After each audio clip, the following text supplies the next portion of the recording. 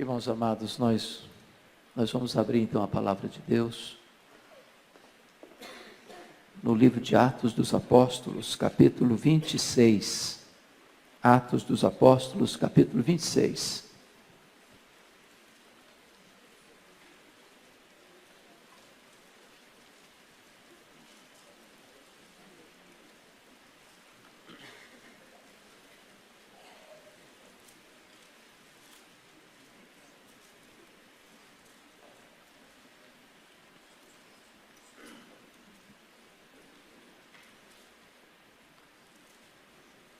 Nós vamos ler até o versículo 29. Atos 26, 1 a 29. A seguir, Agripa, dirigindo-se a Paulo, disse: é permitido que uses da palavra em tua defesa. Então Paulo, estendendo a mão, passou a defender-se nesses termos: tenho-me por feliz, ó rei Agripa, pelo privilégio de hoje na tua presença poder produzir a minha defesa de todas as acusações feitas contra mim pelos judeus. Mormente porque és versado em todos os costumes e questões que há entre os judeus. Por isso, eu te peço que me ouças com paciência. Quanto à minha vida, desde a mocidade, como decorreu desde o princípio entre o meu povo e em Jerusalém, todos os judeus a conhecem. Pois, na verdade, eu era conhecido deles desde o princípio, se assim o quiserem testemunhar, porque vivi fariseu conforme a seita mais severa da nossa religião. E agora estou sendo julgado por causa da esperança da promessa que por Deus foi feita a nossos pais, a qual as nossas 12 tribos, servindo a Deus fervorosamente de dia e de noite, almejam alcançar. É no tocante a essa esperança, ó rei, que eu sou acusado pelos judeus. Porque se julga incrível entre vós que Deus ressuscite os mortos?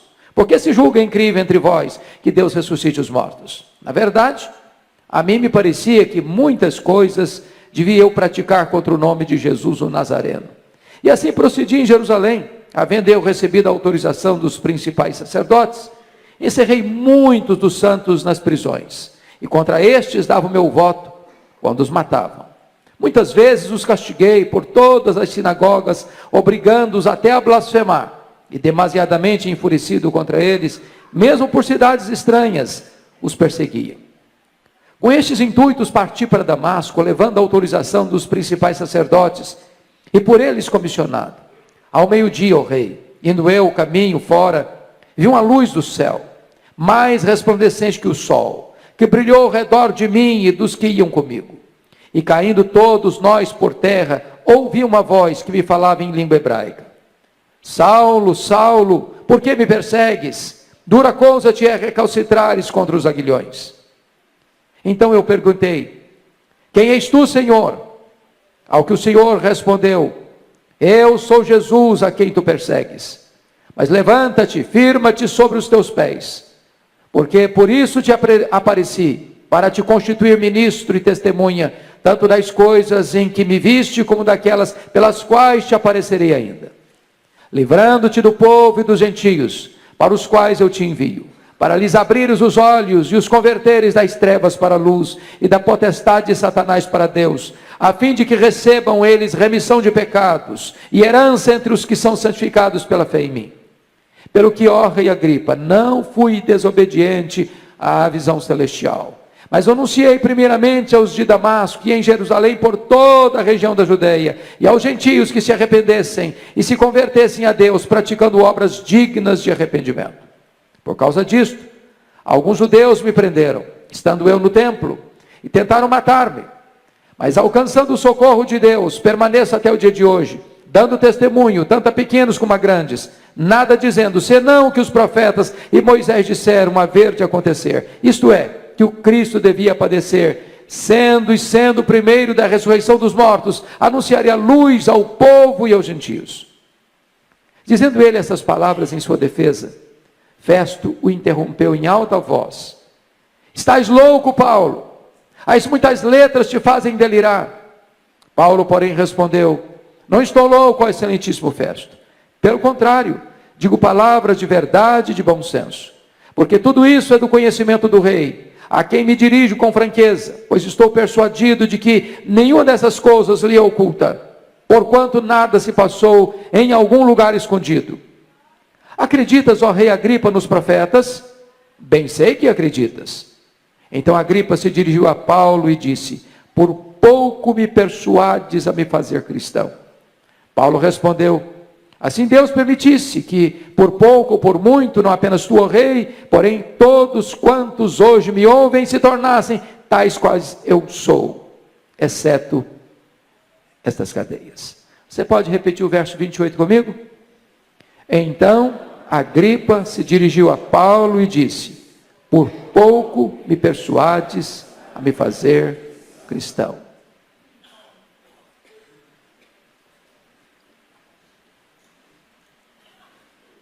Eu quero conversar com você sobre o tema quase salvo, porém fatalmente perdido.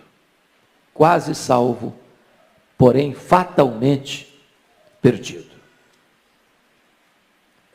Nós estamos diante de um dos maiores gigantes da história. Nós estamos diante do maior paladino do Evangelho, do grande bandeirante do cristianismo. O homem de mente peregrina, o homem de cultura invulgar, o homem de personalidade prismática, o campeão na história da igreja em plantio de igrejas, o incansável ganhador de almas. Estamos diante do apóstolo Paulo. Desde a sua conversão, ele enfrentou lutas, muitas lutas. Suportou cadeias, sofreu açoites, foi perseguido, foi açoitado com varas, foi preso, enfrentou naufrágios, trazia no corpo as marcas do Senhor Jesus, foi fuzilado pela fúria do inferno, foi atacado por todas as frentes e torpedeado pelos dardos mais inflamados do maligno. Este homem sofreu fome, sofreu sede, sofreu injustiça as mais severas das mãos dos homens. Para pregar o Evangelho, ele atravessou províncias, rompeu fronteiras, marchou por estradas, cruzou desertos, navegou mares encapelados, percorreu cidades, campos, vilas, desertos, entrou nos templos, nas sinagogas, falou nas praças, nas ilhas, na praia, nas escolas, nas prisões, nos régios salões das altas cortes, pregando o Evangelho a escravos e a livres, a reis e a vassalos, a grandes e a pequenos, a sábios e a ignorantes, a multidões e a solitários, sempre falando com intenso fervor e ardor, com saúde ou com doença, preso ou em liberdade, na cadeia ou nas praças, acolhido ou escorraçado, aplaudido ou apedrejado, amado ou odiado, na pobreza ou na fartura, pregando o Evangelho. Ele fez 3 viagens missionárias: província da Galácia, província da Macedônia, província da Acaia, província da Ásia Menor, plantando igrejas, levando a Cristo centenas, milhares de pessoas. Agora ele está de volta a Jerusalém, não para se aposentar, não para deitar numa cadeira de balanço, não para vestir um pijama. Ele volta, sim, com as mãos cheias de ofertas aos pobres da Judéia. Quando ele chega em Cesareia, Ágabo profetiza que ele vai ser preso. Vai ser preso em Jerusalém. Os discípulos tentam demovê-lo, mas corajosamente ele diz para eles: o que vocês estão fazendo comigo? Eu estou pronto não só a ser preso, eu estou pronto a morrer pelo nome de Jesus. E ele foi para Jerusalém, e ele foi preso. Conspiraram contra ele, armaram ciladas contra ele, resolveram matá-lo, fizeram juras e voto de que o matariam. Por providência de Deus, a trama é descoberta. E Paulo é transferido para Cesareia Marítima. Ali ele é acusado durante 2 anos. O inferno vomitou contra ele toda a sua fúria. O diabo arregimentou contra ele toda a sua corja. E diante da frouxidão de Festo, prestes a entregá-lo nas mãos do Sinédrio, que armava uma orquestração contra ele para matá-lo, diz a Bíblia que Paulo decide, como cidadão romano, que quer ser julgado diante de César. E é nesse momento então, que lá em Cesareia, Festo recebe a visita do rei Agripa, acompanhado de Berenice, sua mulher. E diz a Bíblia que é nesse ínterim dessa visita que Paulo é chamado para dar o seu testemunho diante do rei Agripa. Uma reunião de pompa, de luxo, para Paulo fazer a sua defesa. E talvez com um brilhantismo raro, num dos mais eloquentes discursos da história da igreja, Paulo abre o seu coração, narra o que Jesus Cristo fez na sua vida. Ele mostra com total clareza, com diáfana eloquência, o que Cristo fez na sua vida, como ele era um monstro, como ele era um homem carrasco, como ele era um bárbaro, como ele era um perseguidor, assolador, exterminador, uma fera selvagem, e com fúria caminhava para Damasco, com o propósito de prender os cristãos e encerrá-los em cadeias. Mas de repente, naquela estrada, por volta do meio-dia, um fato acontece. Uma luz mais forte do que o sol incidiu-se sobre ele e derrubou ao chão. E então ele escuta uma voz que bradava desde os céus em voz hebraica: Saulo, Saulo, por que me persegues? Dura coisa te é recalcitrares contra os aguilhões. Este homem selvagem, este homem sanguinário está caído, está prostrado, está vencido, já convertido pelo poder do Espírito Santo de Deus. E ele então pergunta, agora com senso de submissão: quem és tu, Senhor? E Jesus responde para ele: eu sou Jesus, a quem tu persegues. Levanta-te, porque te enviarei para longe aos gentios. E enquanto Paulo narra este fato glorioso da sua conversão, Festo interrompe em alta voz: estás louco, Paulo? As muitas letras te fazem delirar. E Paulo responde: eu não estou louco, excelentíssimo Festo, ao contrário, falo palavras de verdade e bom senso, porque o que eu estou comentando aqui não passou aí escondido em algum canto, isto é fato notório e testemunhado por todos. E Paulo deixa Festo de lado, dirige-se ao rei Agripa e pergunta para ele, encurralando-o nas cercas da sua consciência: acreditas, ó rei Agripa, nos profetas? Sem que o rei tivesse fôlego para pensar, ele diz: bem sei que acreditas. Bem sei que acreditas. Então o rei Agripa, tentando tergiversar, tentando buscar um atalho da conveniência, tentando não levar a sério esta verdade que o confrontava, tentando driblar a sua própria consciência, responde para Paulo: por pouco me persuades a fazer um cristão. Por pouco me persuades a me tornar um cristão. E aqui está o grande perigo. Pouco, quase.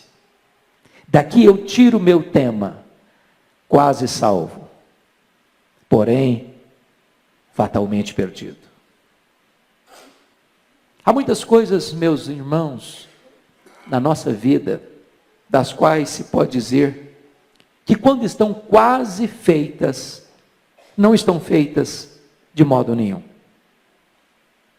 Um viajante que chega quase no horário no aeroporto para pegar o seu voo, perdeu o seu voo.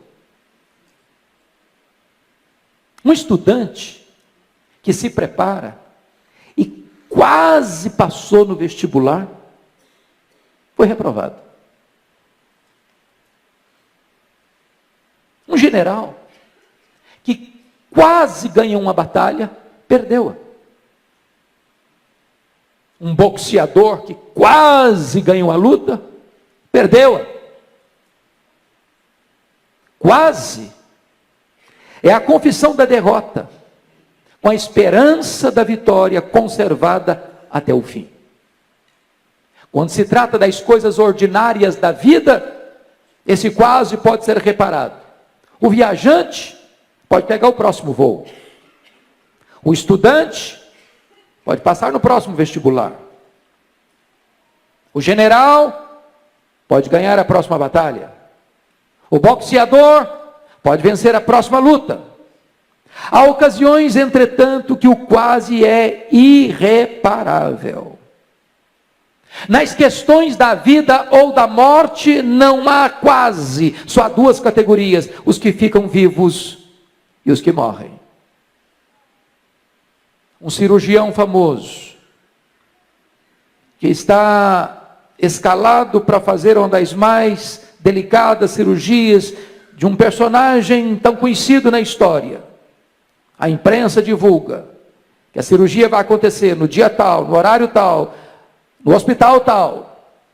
E no outro dia estampa-se nos jornais: a cirurgia foi quase bem sucedida.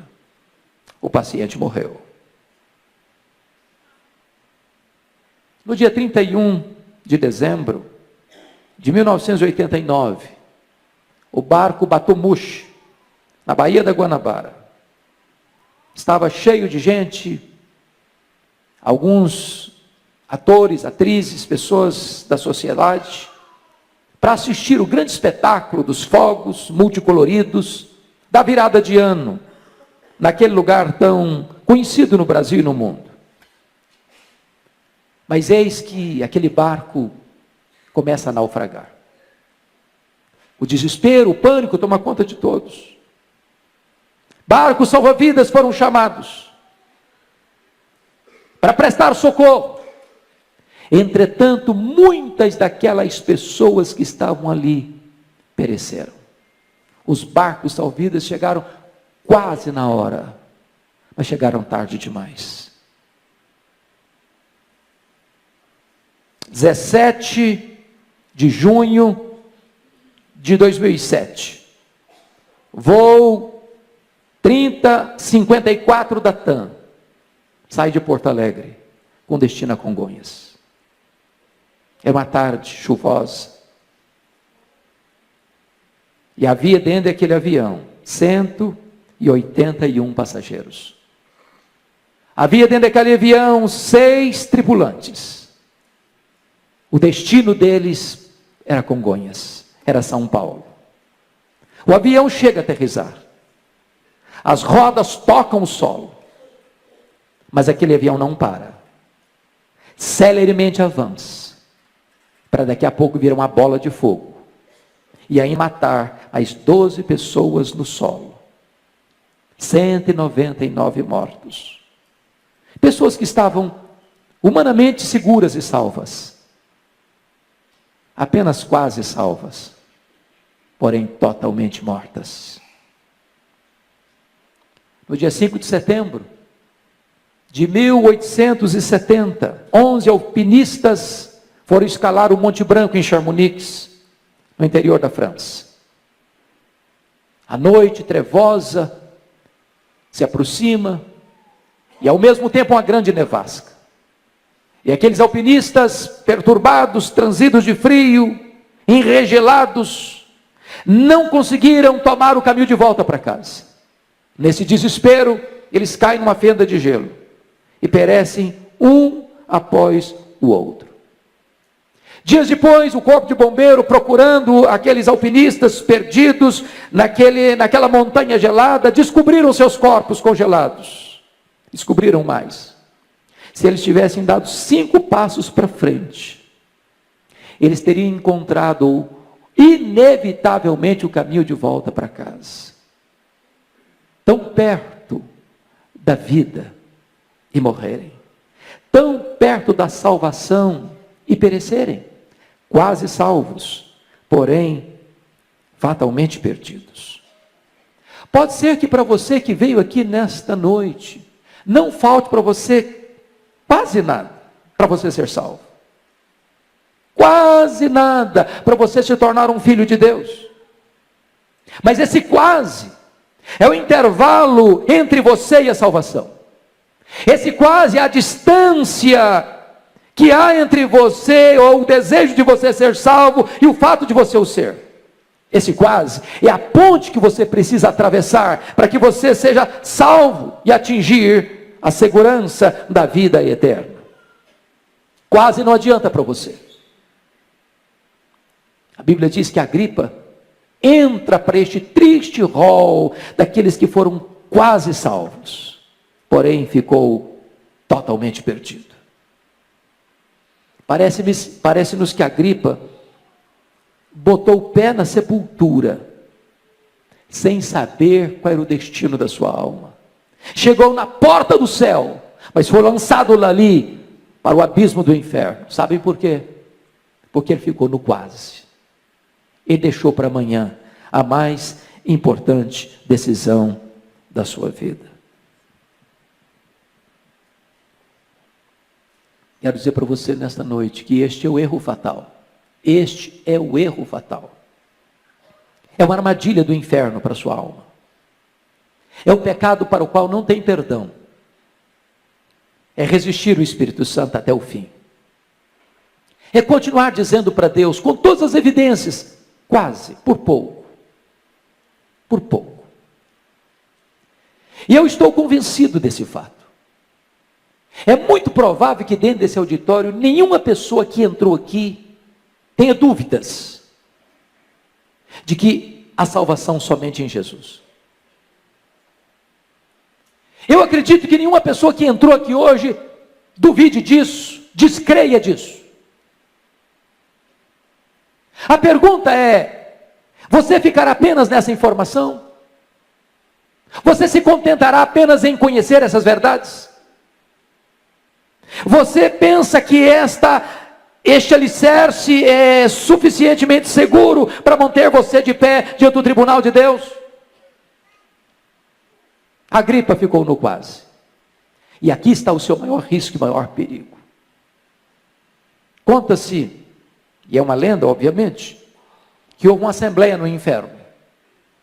Uma assembleia no inferno. Os demônios estavam muito apavorados, porque pessoas estavam sendo convertidas e sendo tiradas da potestade de Satanás para Deus, do império das trevas para o reino da luz. E eles se reuniram então para traçar um projeto, um plano para tentar dificultar estas conversões. E então, muitas propostas foram levantadas naquela assembleia. Levantou o Senhor e disse o seguinte: vamos dizer para as pessoas que a Bíblia não é verdade. Quando um pregador se levantar para pregar a Bíblia, vamos dizer que esse livro tem erros, que tem contradições, que papel aceita tudo, que a Bíblia não é a palavra de Deus, e então essas pessoas não terão autoridade para pregar. Levantou-se outro mais experiente e disse: não, essa tese não é funcional, ela não é verdadeira, porque sempre que essa palavra foi pregada e pessoas crerem, elas serão salvas. Levantou outro demônio e disse: então vamos dizer para as pessoas que há outros salvadores, que não é só Jesus que salva, que Maomé salva, que Buda salva, que Allan Kardec salva, que o Papa salva, que Maria salva, que Pedro salva, que há muitos caminhos para Deus. Levantou outros demônios mais experientes e disse: não, essa não vai funcionar, porque quando as pessoas ouvirem que só Jesus é o caminho para Deus, se arrependerem e crerem, elas serão salvas. Levantou-se outro e disse: então vamos dizer que o homem não é pecador, que o homem é bom, que ele merece, que ele faz boas obras, que ele pode ser salvo pelo seu sacrifício, pela sua obra, pela sua religiosidade, pelos seus predicados morais. Levantou-se outro demônio e disse: não, essa também não vai funcionar, porque o homem sabe que é pecador, ele tem experiência que é pecador, e no momento que ele se arrepender dos seus pecados e correr para os braços de Jesus, ele será salvo. Muitas outras propostas foram levantadas, até que levantou-se o maioral dos demônios e disse: eu tenho uma solução. Vamos dizer para os homens que a Bíblia é a verdade. Vamos dizer para os homens que só Jesus Cristo salva. Vamos dizer para os homens que o homem é pecador e ele precisa se arrepender. Vamos dizer só mais uma coisinha para eles. Agora não. É cedo demais. Agora não. Deixa para depois. Deixa para mais tarde. Deixa para outra ocasião. Adia essa decisão. Vamos deixar os homens quase salvos, porém, fatalmente perdidos. Deixa eu dizer para você, deixar para depois é uma emboscada para a sua alma, é uma armadilha para a sua vida. Deixar para depois é você entrar nesse alçapão do inferno. Jesus Cristo deixou extremamente claro: quem não é por mim é contra mim. Portanto, note isso: você hoje não pode ficar numa posição de neutralidade diante de Jesus, até porque não existe essa posição de neutralidade. Aliás, é imperativo dizer para você: você é escravo da sua liberdade. Você é escravo da sua liberdade. Você que entrou aqui hoje não pode deixar de tomar uma decisão. Sabe por quê? Porque você é escravo da sua liberdade. Você é como alguém dentro de um barco, rio abaixo. Lá na frente tem um grande abismo. Você pode tomar algumas decisões. Você pode tomar a decisão de pular do barco. Você pode tomar a decisão de remar para a margem. Você pode tomar a decisão de achar que o abismo não existe. Você pode fazer de conta que não há perigo à frente. Só uma coisa você não pode fazer: é deixar de tomar uma decisão. Mas você pode argumentar: mas eu não quero decidir nada, eu estou indeciso. Pois se você está indeciso, eu quero dizer que isso já é uma decisão, porque a indecisão é a decisão de não decidir. E quem decide não decidir, decide não a favor de Cristo, mas contra Cristo, porque ele diz: quem comigo não ajunta espalha, quem não é por mim é contra mim. Deixa eu dizer uma coisa para você. Aqueles que nunca pensaram no céu vão se lembrar dele no primeiro minuto de inferno. Eu repito. Aqueles que nunca pensaram no céu vão se lembrar dele no primeiro minuto de inferno. Mas já será tarde demais. A Bíblia fala de um homem muito rico, que vivia em banquetes, regalando-se com suas vestes, com seus convivas, com seus banquetes. E à sua porta havia um homem chamado Lázaro, chagado, ferido, faminto. Este homem nunca se importou com o seu próximo. Diz a Bíblia que Lázaro, cujo nome significa aquele que confia em Deus, morreu e foi levado, escoltado pelos anjos ao seio de Abraão. Diz a Bíblia que o rico morreu, foi sepultado, e no inferno, estando em tormentos, lembrou-se: pai Abraão, eu estou atormentado nessas chamas. Peça a Lázaro que molhe a ponta do seu dedo em água e põe aqui na minha língua para me refrescar a língua, porque estou atormentado nessas chamas. E eu pergunto a você: o que adianta uma gota d'água nas chamas do inferno? Era tarde demais. E a palavra para ele foi esta: há um grande abismo entre nós e vós, de tal maneira que os que estão aqui não podem passar para lá, nem os que estão lá passarem para cá. Hoje, agora, nesta noite, eu posso dizer para você: a porta do céu está aberta para você. E Jesus convida você: vinde a mim, todos vós que estáis cansados e sobrecarregados, e eu vos aliviarei. Hoje Deus convida você: convertei-vos, convertei-vos de todo o vosso coração, convertei-vos dos vossos maus caminhos, porque havereis de morrer. Mas você pode fazer a seguinte pergunta: o que pode me separar deste convite? O que pode me fazer rejeitar esse convite? Que razões me levam a deixar para depois? Que fatores me levam a ficar apenas no quase? Primeiro, tem muita gente que deixa para a última hora, ou fica no quase, por causa do amor do dinheiro. Amor do dinheiro. Tem gente que já vendeu sua alma para o diabo por causa de dinheiro. Tem gente que já negociou os princípios e valores absolutos da sua consciência por causa do lucro fácil, ilícito. Tem muitas pessoas que por causa do dinheiro mentem, roubam, corrompem, oprimem, matam, morrem. Tem muitas pessoas que pensam que se elas tiverem dinheiro, elas estarão seguras, mas o dinheiro, embora bom em si, ele pode dar para você uma boa casa, mas não pode dar para você um lar. Ele pode dar para você uma bonita roupa, mas não pode dar para você saúde. Ele pode dar para você bom alimento, mas não dá para você apetite. Ele pode dar para você um rico funeral, mas não dá para você a vida eterna. Foi Jesus Cristo quem disse a um homem que disse para a sua alma: agora, ó minha alma, come, bebe, regala-te por longos anos. E Jesus Cristo disse: louco, o que tens preparado para quem será? Esta noite te pedirão a tua alma. O que está afastando você de tomar essa decisão? Segundo lugar, amor ao mundo.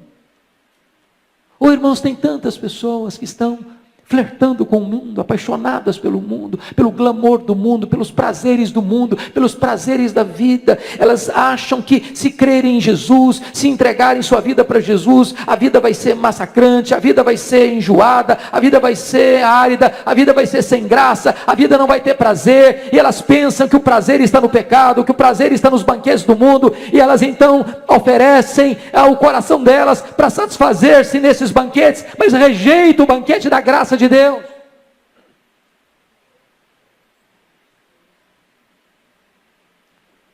Tem gente que é como o corvo que Noé soltou depois do dilúvio. Quando aquele corvo saiu da arca e viu lama e viu sujeira, ele não quis voltar para a arca, ele ficou lá. Preferiu a sujeira da lama do que o conforto, a segurança da arca da salvação. Há muitas pessoas que são amigos do Evangelho, gostam do Evangelho, até vêm à igreja, até gostam de cantar as músicas, até gostam de participar das atividades da igreja, mas nunca romperam com o mundo, nunca romperam com o pecado, nunca cindiram definitivamente com aquilo que os prende umbilicalmente ao mundo, gostam das coisas do mundo mais do que das coisas de Deus, ficam no quase, estão quase salvas, porém fatalmente perdidas. O que é que está afastando você de tomar essa decisão? Outras pessoas deixam de tomar essa decisão por causa das amizades. Irmãos, se essas paredes pudessem falar, talvez dir-nos-iam que há pessoas que estiveram aqui conosco, cantando os cânticos de Sião, que hoje estão fora. Talvez qualquer um de nós aqui pode relatar de pessoas que já participaram conosco, cantando os cânticos de Sião, assentados ao redor da mesa do Senhor, e que hoje saíram, e que hoje fugiram, influenciados por mais amizades, e se perderam no mundo. Quem de nós não conhece a história de Elvis Presley? O famoso, rico, conhecido cantor de rock, talvez o maior deles, criado numa igreja evangélica, cantando no coral da igreja, que por influência do mundo, deixas o redil, o aprisco das ovelhas, vai se comprometer com drogas, vai ter um fim tão triste, morrer de overdose, influência das amizades. Há muitos pródigos que saíram da casa do pai, estão hoje num país distante, ou estão hoje na pocilga das drogas, do sexo ilícito, irresponsável, do álcool, das desgraças e mazelas desta vida, por influências de falsas amizades. O que é que está impedindo você de tomar essa decisão, de ficar com uma gripa quase, por pouco? Tanta gente, por influência da família. Eu conheço gente que diz assim: eu prefiro ir para o inferno de que mudar de religião. Meus avós pertenceram a esta religião, meus pais pertenceram a essa religião, eu nasci nessa religião, eu estou educando os meus filhos nessa religião, e eu prefiro me perder do que mudar. E Jesus Cristo foi categórico em dizer: quem amar mais o seu pai e a sua mãe do que a mim, não é digno de mim. Se você parar para perceber, essa família herodiana perdeu todas as suas oportunidades. A Bíblia nos fala de 4 Herodes. Herodes o Grande, aquele que mandou matar as crianças de Belém. Depois Herodes Antipas, aquele que prendeu João Batista e mandou degolar João Batista na cadeia. Aquele que zombou de Jesus no seu julgamento. Depois o terceiro Herodes, Herodes Agripa I, aquele que ouviu o evangelho pelos apóstolos, mas perseguiu a igreja de Deus em Jerusalém, e mandou passar ao fio da espada Tiago, e mandou prender Pedro na prisão máxima, e por não ter dado glória a Deus, ele foi comido de vermes. Agora estamos diante do último membro da família herodiana, Herodes Agripa II. Ele está diante do maior evangelista da igreja, o apóstolo Paulo. Mesmo confrontado pela verdade, mesmo ouvindo o evangelho, mesmo ouvindo o testemunho de conversão de Paulo, ele escuta essa mensagem e diz para Paulo: Paulo, por pouco me persuades a me fazer um cristão, quase salvo, porém fatalmente perdido.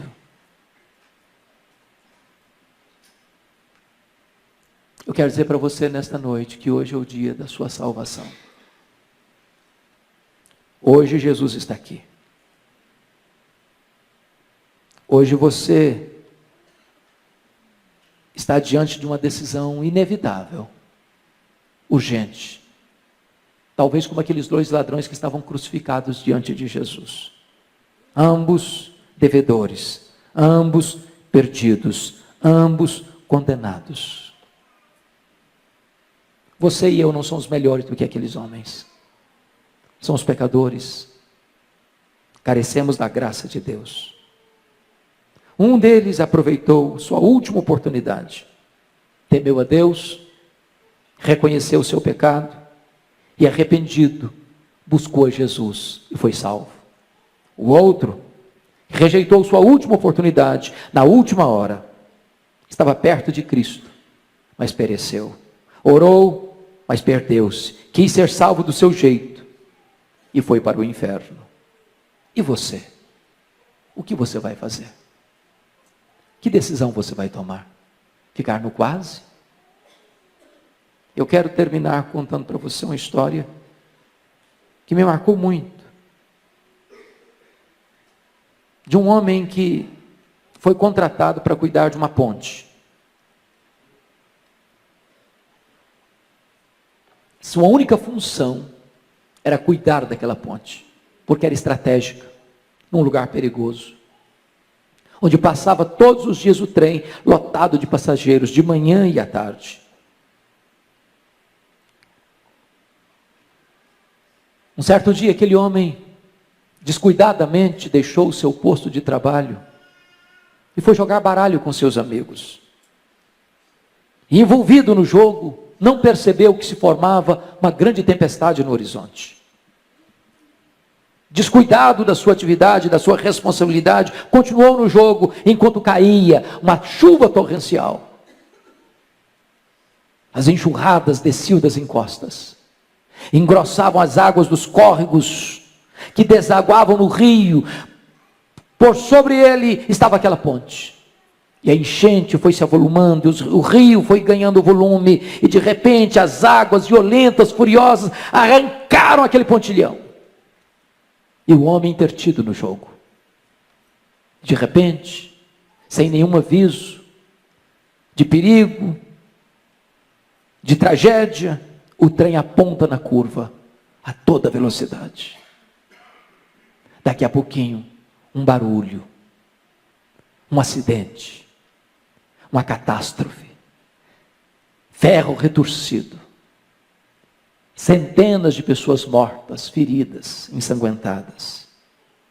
E aquele homem saiu da jogatina, e ao ver a tragédia, sabendo que ele era o único responsável por aquela tragédia, desesperado, saiu gritando, com lágrimas nos olhos: ah, se eu tivesse ouvido, ah, se eu tivesse ouvido, ah, se eu tivesse ouvido, ah, se eu tivesse ouvido. Era tarde demais, tarde demais, tarde demais.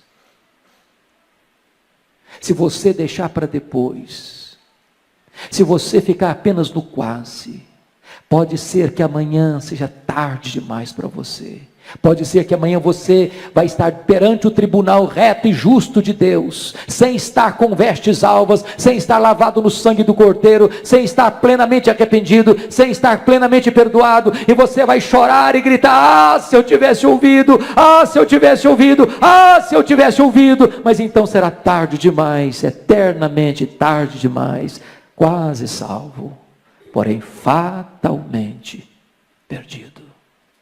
O que você vai fazer com o destino da sua alma? Curva sua fronte, por favor. Vamos orar.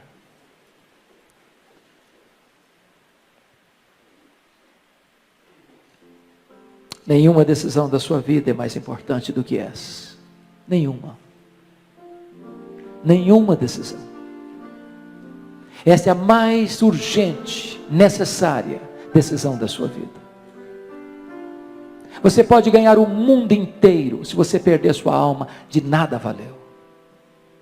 Você pode pertencer à família mais famosa, mais conhecida, mais honrada dessa cidade. Se você não se converter, se você não nascer de novo, se você não se render a Jesus Cristo, nada disso vai valer. Você pode ter fama, sucesso, você pode ter uma brilhante carreira profissional, você pode ter sucesso na sua vida afetiva, você pode ter construído uma família maravilhosa, você pode ser amado na sua família, mas se você não for salvo, nada disso lhe aproveitará. Hoje é o dia da sua decisão. Hoje é o dia. Amanhã pode ser tarde demais. Se hoje você ouvir a voz de Deus, não endureça o seu coração. Porque o amanhã você não administra. Você não sabe se Deus vai preservar a sua vida. E você não sabe se Deus lhe dará uma outra chance. Você não sabe se você terá um novo tempo para você ouvir a voz de Deus. Por isso a Bíblia diz: se hoje você ouvir a voz de Deus, não endureça o seu coração. Eu quero orar por você. E se você deseja tomar essa decisão, é aí no silêncio do seu coração. Porque essa é uma decisão pessoal, intransferível. Só você, seu pai, sua mãe, seu marido, sua mulher, seus filhos não podem tomar essa decisão por você. Ela é sua, somente sua. Então nesse momento, fale para Deus. Ore comigo assim: ó Deus, eu ouvi nesta noite a tua palavra, e eu reconheço que eu sou um pecador, e eu reconheço que só há salvação em Jesus Cristo. E eu reconheço que hoje é o dia da salvação. Eu não quero ficar como a Agripa, dizendo quase, quase, quase. Hoje, Senhor, hoje eu quero tomar a minha decisão. Por amor do teu nome, muda a minha vida. Dá-me um novo coração.